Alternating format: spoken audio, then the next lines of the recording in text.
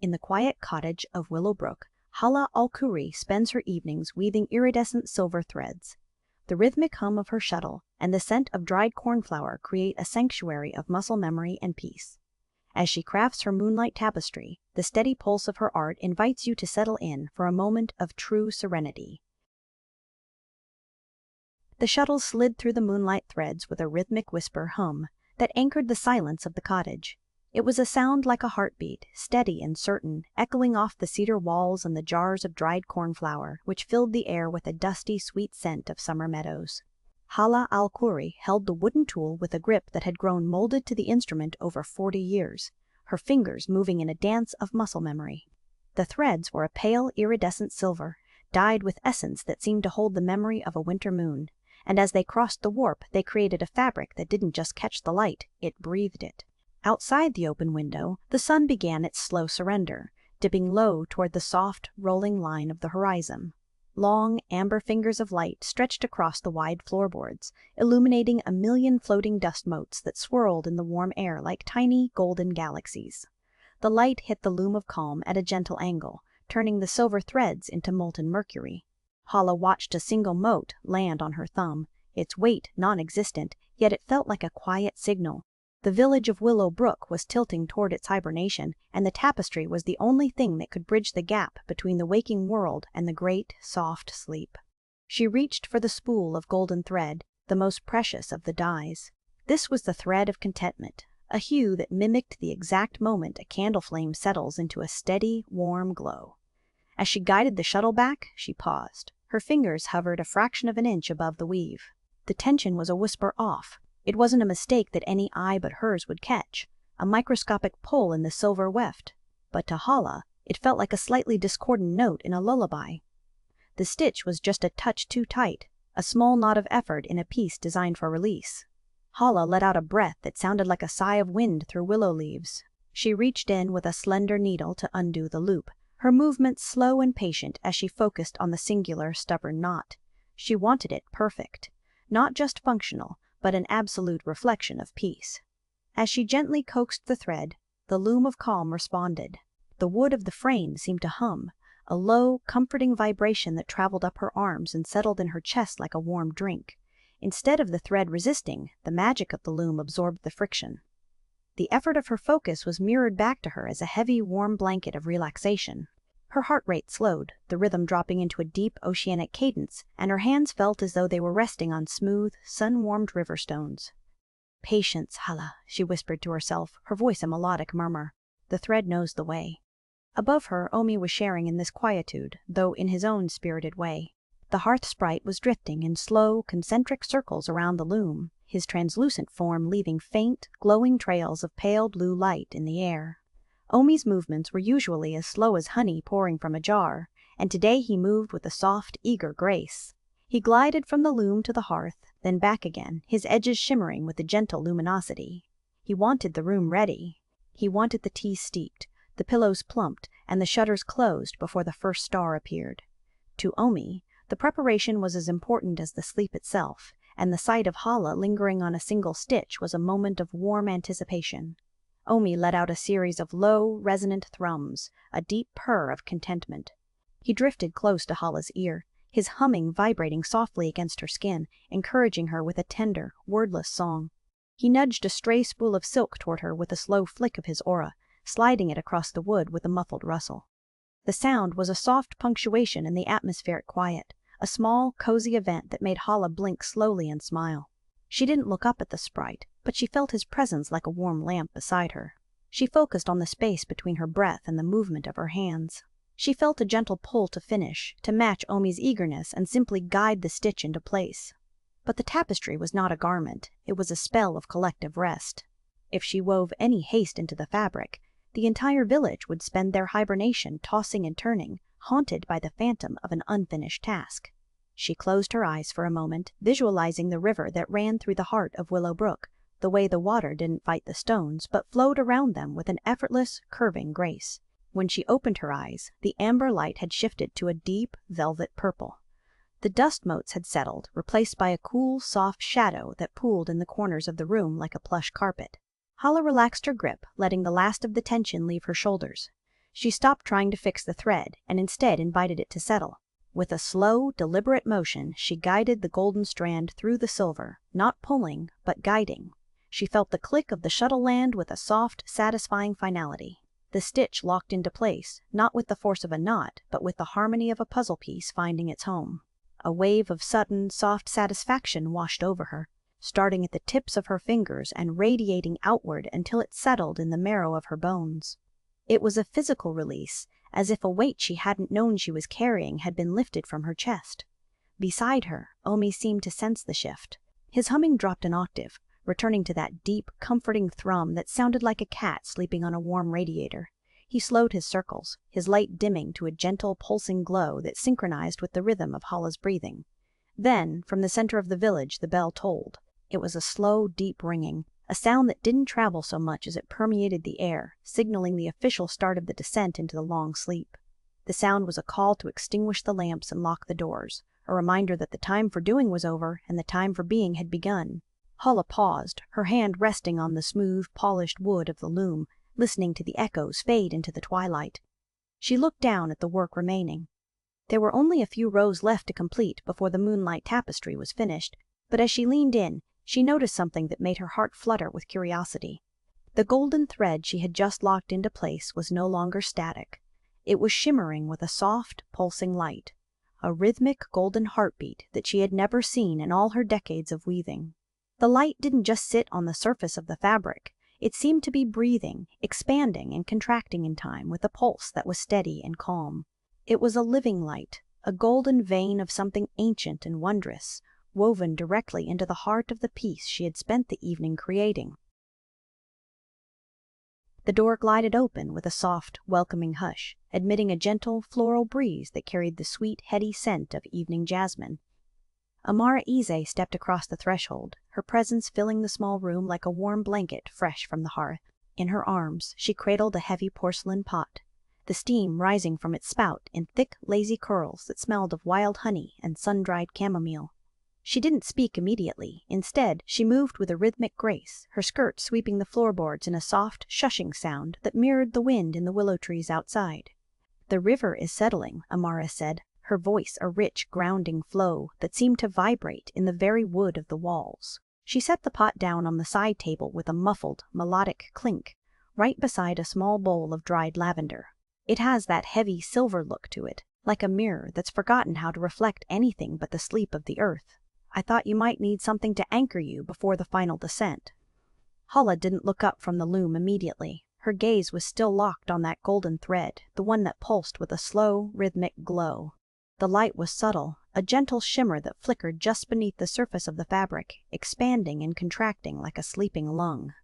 It was a curious thing, a small mystery of light that felt like a quiet invitation.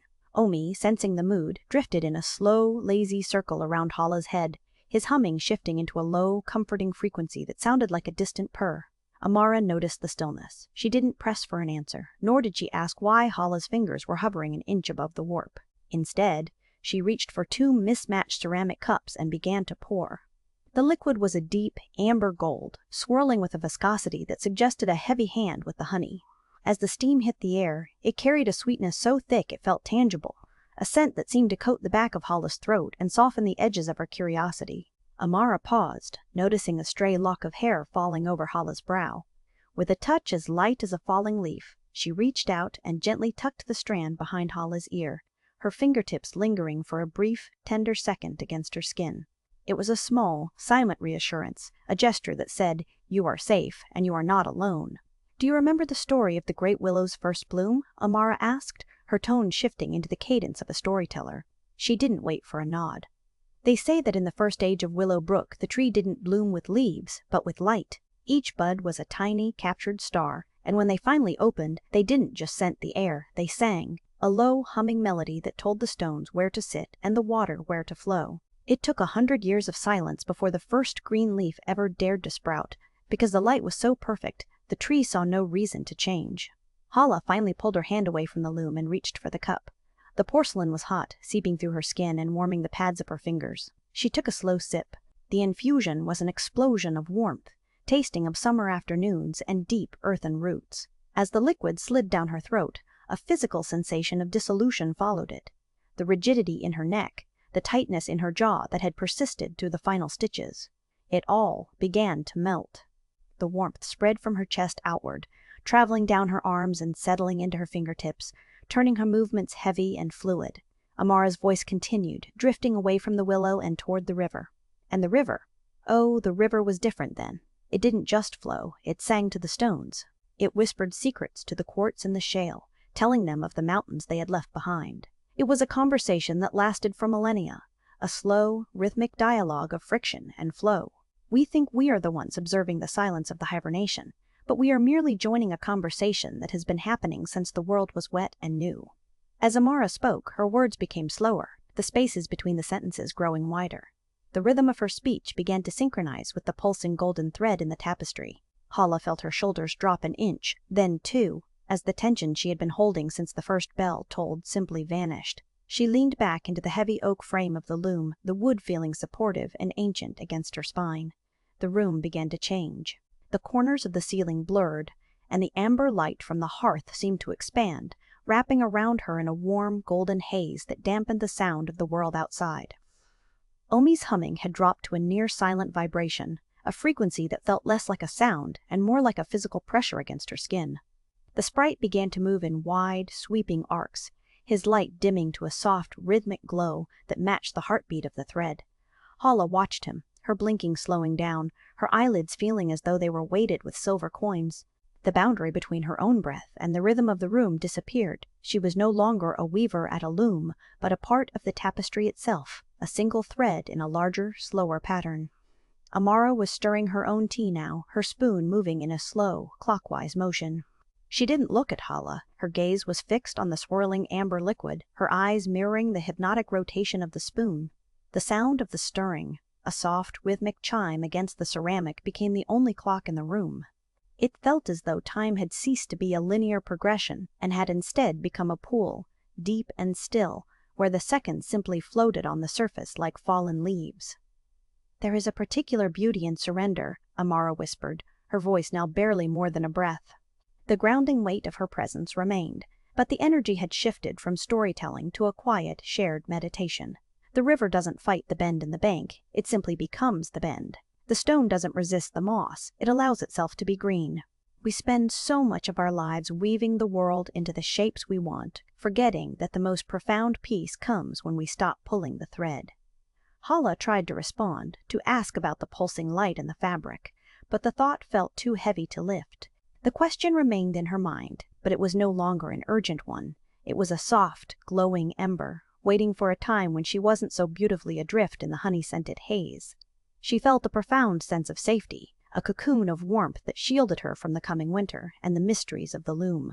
For a long moment, the two women sat in a silence so thick it felt like velvet, punctuated only by the slow, rhythmic ticking of the grandfather clock in the hall, which seemed to be stretching each second into a minute.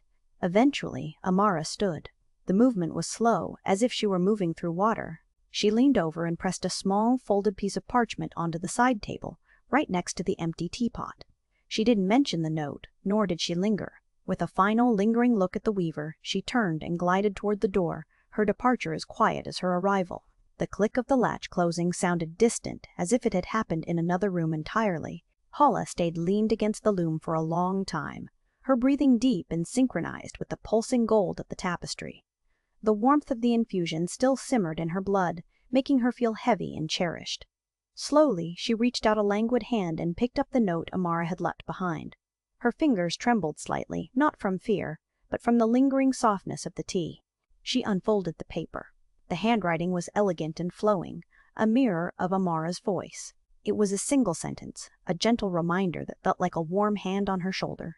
Cherish the heavy hour that follows the honey, for when the body forgets its weight, the heart finds it easier to dream. Hala looked back at the tapestry, and for the first time, she noticed that the pulsing golden light had changed. It was no longer just breathing. It was expanding, the golden threads beginning to stretch outward in a soft, shimmering bloom, filling the fabric with a light that felt like a promise of a peaceful sleep. Omi drifted toward the side table with a slow, floating grace that mirrored the velvet stillness of the room. He didn't fly so much as glide. his small form a soft blur of translucent light as he sought to align the two ceramic teacups. He nudged the first cup, a chipped piece of stoneware, with a gentle, lingering touch, sliding it a fraction of an inch to the left.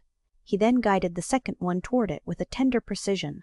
The movement was unhurried, a quiet dance that matched the heavy, peaceful air of the cottage.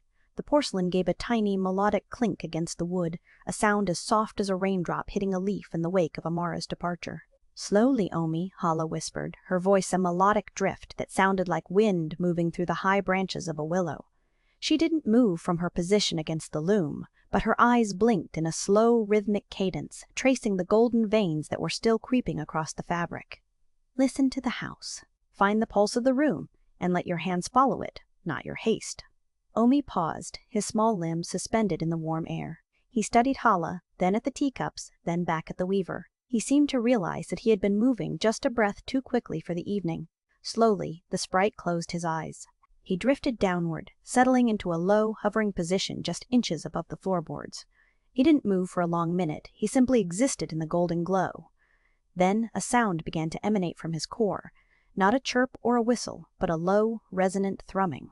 It was a deep frequency, a purr that didn't just hit the ears but vibrated in the marrow of Hala's bones and the center of her chest, like the distant hum of a contented hive. Hala closed her eyes and let the sound wash over her. She felt the thrumming anchor her, pulling her back from the dizzying edge of the honey haze. She began to synchronize her breathing to the vibration. Inhale for 4 beats, feeling the air fill her lungs like cool water. Exhale for 8, letting the breath leave her in a long, slow ribbon of silver. With every cycle, the tension in her shoulders dissolved, melting away like salt in a warm stream. The world narrowed down to the rhythm of the thrum and the steady, grounding beat of her own heart. The air in the cottage shifted. It grew denser, thicker, taking on the warmth of liquid amber. Every movement required a deliberate, mindful effort, as if the atmosphere itself were embracing her in a soft, woolly blanket. Omi, now fully aligned with the house's slow pulse, reached out for the teacup again. This time, there was no rush. He guided the cup across the mahogany surface in a meditative, slow-motion slide. The ceramic moved with a ghostly grace, gliding an inch at a time, until it sat in perfect, symmetrical alignment with its partner. The act was no longer a chore of tidying, it was a ritual of balance. As the synchronization deepened, Hala felt a strange, weightless sensation bloom in her extremities. It started in her toes and climbed upward, a feeling of detachment that made the heavy oak floor feel as though it had transformed into a vast, soft cloud. She felt herself drifting, her physical form becoming porous and light. The only thing keeping her from floating upward into the rafters was the loom. She gripped the wooden frame, and the loom felt less like a tool and more like an anchor, a heavy iron weight tethering her soul to the earth. She was a kite in a gentle breeze, and the loom of calm was the string that kept her from vanishing into the golden light. She reached for the shuttle, her fingers moving through the syrupy air with a fluid, unconscious ease. She began to weave a row of silver thread, the color of a winter moon reflecting on a frozen pond. The motion was no longer a conscious effort of the mind. It was an automatic extension of her breath. Pass the shuttle, tighten the weft, breathe. Pass the shuttle, tighten the weft, breathe. The silver threads interlaced with the pulsing gold, creating a shimmering lattice that seemed to vibrate in harmony with Omi's hum. She wasn't thinking about the pattern or the precision of the stitch, she was simply allowing the tapestry to write itself through her. Amara's warning is a soft reminder in a room full of light, she thought, the internal monologue drifting through the haze. The heavy hour. The body forgetting its weight. Is this it? Is this the floating she spoke of?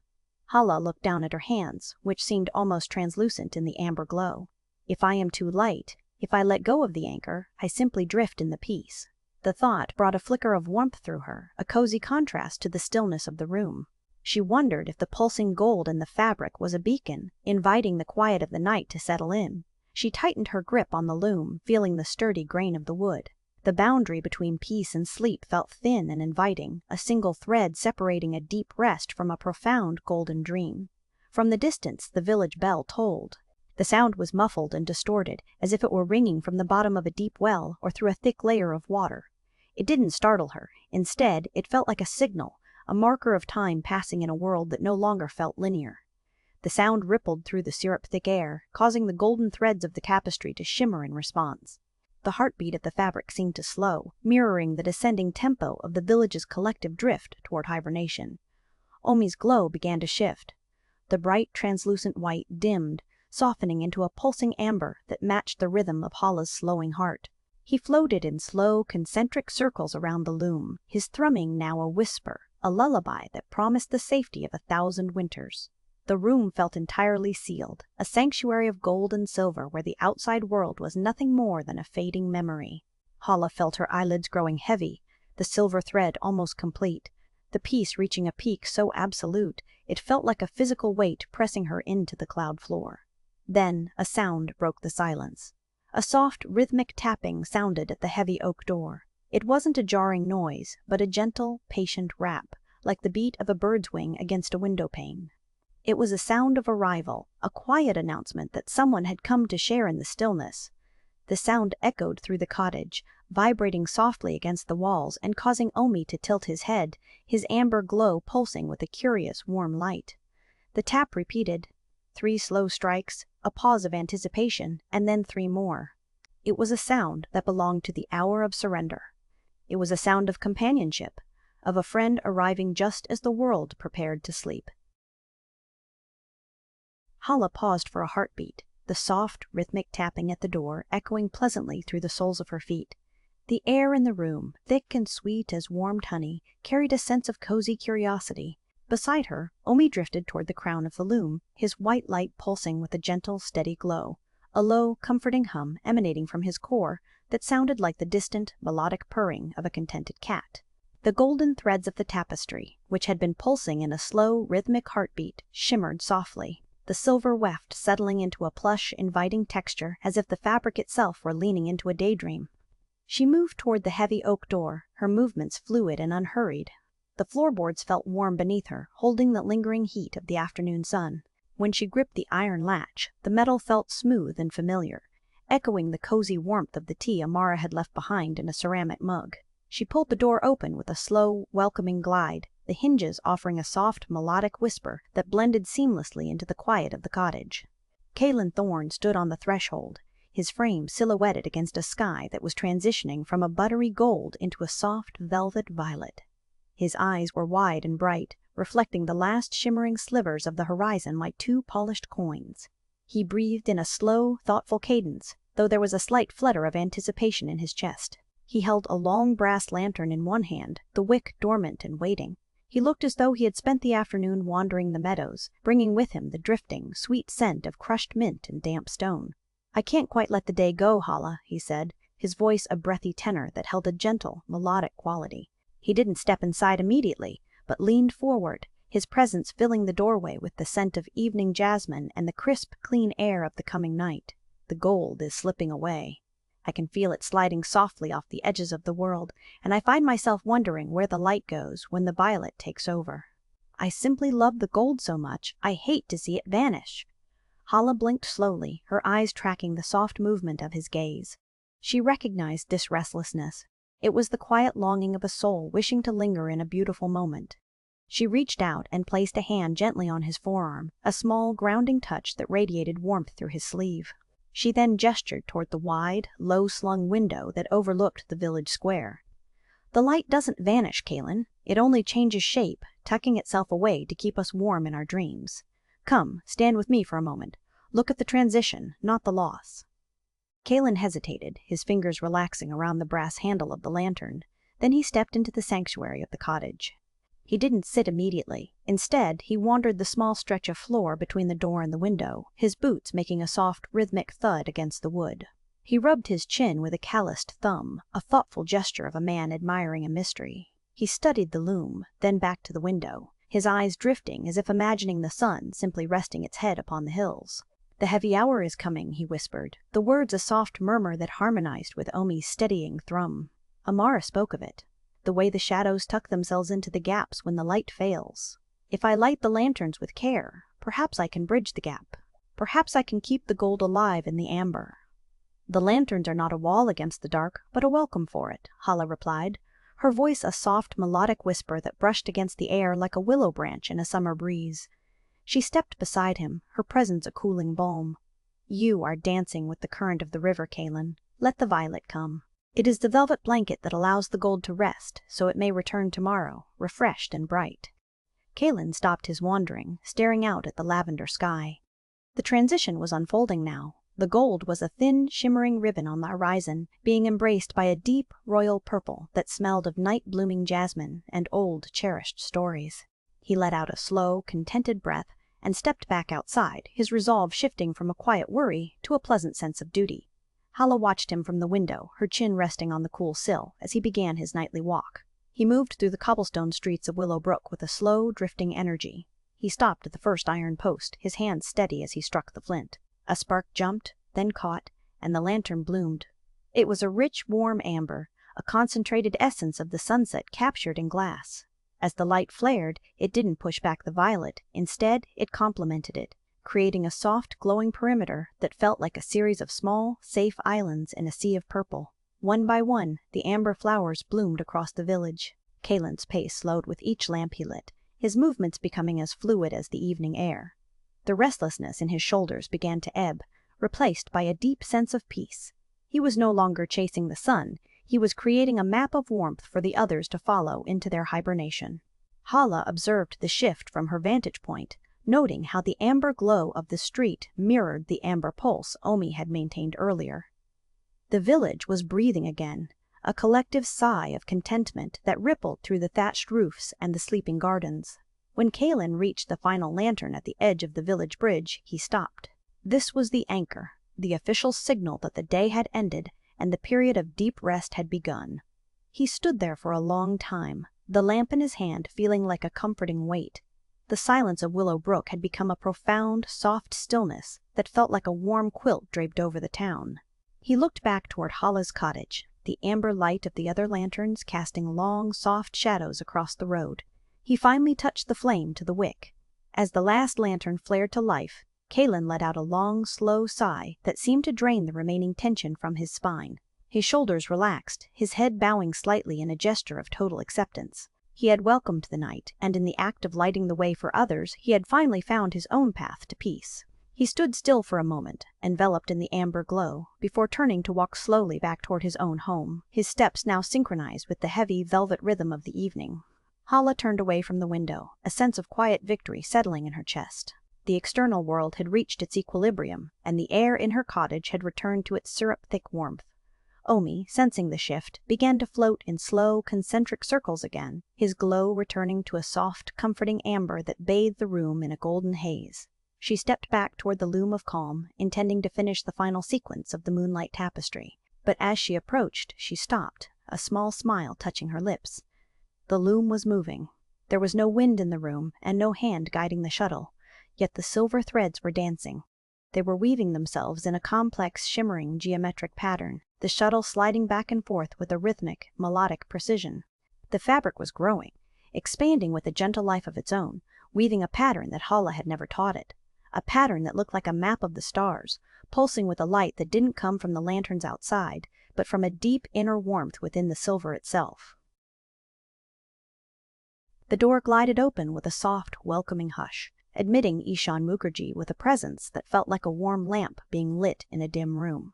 He entered the cottage not as a stranger, but as a long-awaited guest, his arrival bringing with him the comforting, toasted scent of cinnamon and warm tea. His palms were open, facing upward in a characteristic gesture of gentle receptivity, as if he were cradling a handful of soft petals. He didn't speak immediately. Instead, he lingered by the threshold for a moment, his gaze drifting across the room with a slow, appreciative warmth, settling on the loom of calm where the silver threads continued their melodic, autonomous dance. "The mind is a loom, Hala," Ishan said, his voice a deep, honeyed thrum, reminiscent of a cello playing in a distant room. He remained by the door, yet his voice seemed to wrap around the room like a soft wool blanket. "We spend our lives weaving anxieties, hopes, and memories into a fabric that sometimes obscures the view. We call it a life, but often we are simply learning how to soften the edges. The great stillness is not the absence of movement, but the pleasure of flowing with it." Hala tried to respond, but her words felt like soft velvet in her mouth. The tea Amara had brought earlier, combined with Omi's low-frequency humming, had settled into her marrow, turning her limbs into warm wax. Her eyelids felt heavy and sweet. Every time she blinked, the world lingered in a cozy golden darkness for a fraction of a second longer than it should. The physical weight of the relaxation was a plush, enveloping quilt, an invitation to simply sink into the cedar floorboards and share in the cottage's ancient, sleeping memory. "You are holding your breath, child," Ishan observed, his tone tender and reassuring, like a grandfather watching a sleeping kitten. He stepped forward, his movements slow and rhythmic, as if he were walking through a dream of summer grass. "You want the tapestry to be finished so that you may finally rest. But the anticipation of the end is its own kind of music. To reach the end, you must first enjoy the feeling of the thread between your fingers." He paused a few feet from the loom. His brow furrowed slightly, and his open palms drifted, as if searching for a misplaced ribbon. He remained there, suspended in a moment of quiet contemplation. He didn't pat his pockets or scan the floor with any urgency. Instead, he simply became still, his breathing slowing into a rhythmic, peaceful tide, his consciousness folding inward like a closing flower. He wasn't searching for his glasses, he was simply allowing the quiet of the room to remind him where they were. Slowly, as if waking from a pleasant nap, Ishan's hand rose. With a deliberate, graceful motion, his fingers reached up to the bridge of his nose and gently slid the wire-rimmed glasses from his forehead down to his eyes. A small, knowing smile touched the corners of his mouth, a tiny ripple of contentment on a still pond. He had found them not by searching, but by letting the moment settle. The simplicity of the gesture brought a deeper sense of cohesion to the room's energy, a shared, silent chuckle between friends. "Now," Ishan whispered, the sound as soft as a breeze through willow leaves, the final row. "Do not force the thread. Let the thread weave itself through you. Relinquish the ghost of the goal. Let go of the need for the work to be finished, and simply enjoy the act of being." Hala shifted her weight, her body feeling light and distant, as if she were floating in a warm bath. She reached for the shuttle, and her arm moved through the air as if the atmosphere had thickened into warm, golden honey. The resistance was plush. She felt the silver thread brush against her skin, a sensation that felt like a cool stream of liquid moonlight. She stopped trying to direct the shuttle. She stopped calculating the tension of the warp. She simply existed in the space between the movement and the stillness. She closed her eyes, trusting the rhythm of the loom and the resonant hum of Omi, who had drifted closer, his amber glow pulsing in a slow, hypnotic heartbeat. Hala felt the boundary between her fingers and the silver thread blur. She was no longer the weaver, she was a part of the pattern. The air smelled of dried chamomile and old parchment, and the distant, muffled sound of the river outside seemed to synchronize with the movement of her hand. She let out a long, slow exhale, releasing the last shred of her perfectionism, the need for the stitch to be flawless, the need for everything to be exactly right. Then it happened. A sound resonated in the silence, a single, crystalline click. It was not a loud noise, but in the quiet of the room it sounded like a tiny silver bell. It was the sound of a puzzle piece finding its home, the gentle finality of a book being closed after a long story. The sound signaled the end of the sequence, the closing of the circuit. In an instant, the lingering tension that had lived in the base of Hala's skull for weeks dissolved, as if a knot of silk had been untied. The relief was an enveloping peace that expanded outward, making the walls of the cottage feel like a wide, safe embrace. She felt as though she were floating in a star-filled sky, weightless and entirely at peace. Omi let out a soft, trilling chirp of satisfaction, his concentric circles tightening as he hovered over the completed work. Hala opened her eyes, her vision clear and shimmering. She felt a profound sense of lightness, as if she had shed a heavy winter coat in the middle of spring. She looked toward Ishan, expecting to see the same serene contentment mirrored on his face, a shared moment of ritual completion.